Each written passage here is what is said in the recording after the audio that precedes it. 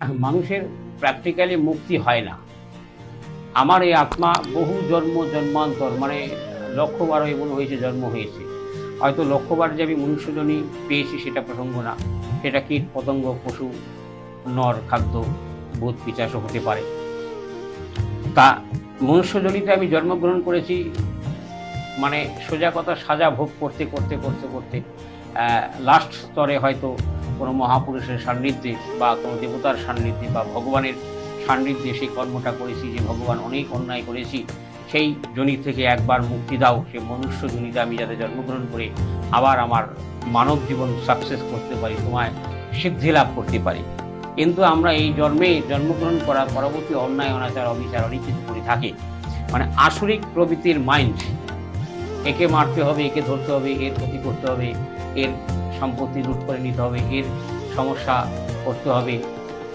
এই যে আমাদের আসরিক প্রবৃত্তির মনোভাবটা, এটাই হচ্ছে কারণ। সত্যতিতার দাপর কলিতে মানুষের থেকে অসুর আর দেবতাদের যুদ্ধটা বেশি হতো।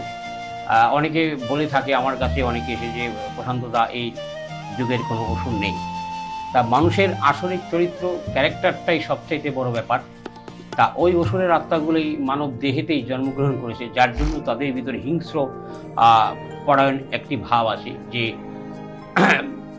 মানে মার দাঙ্গা, ধর, মার, কাট। তা এইগুলোর ভিতরেই দেবত্ব ভাব এবং আসরিক ভাব এই কলির যুগে দেখা যাচ্ছে। অনেকে ভাবে যে মহাপুরুষের মহাভারতের যুদ্ধের পর্যন্ত সেটা হয়ে গেছে, না। তা মানুষের চারিত্রিক গঠন, চরিত্র, তার আচার আচরণ, কথাবার্তা নিয়ে সে সিমটমে অনেক কিছুই বোঝা যায় যে সে পূর্বজন্মে কী ছিল। এবং এইসব আত্মার সহজে মুক্তি হয় না, সেই যতই মন্দিরে দান ধ্যান করুক, যতই কিছু বলে থাকুক। এবং যেটা আমরা শতমন্থন কাল বলে থাকি, বা এক মন্থন কাল, দুই মন্থন কাল, তিন মন্থন কাল, এবং আগে আমরা যোজন বলতাম যে 100 যোজন দূরে, অর্থাৎ 1 যোজনে হচ্ছে 1 কিলোমিটার, যেটা 1 মাইল বলে থাকি। যেমন 100 যোজন দূরে মানে 100 কিলোমিটার দূরে।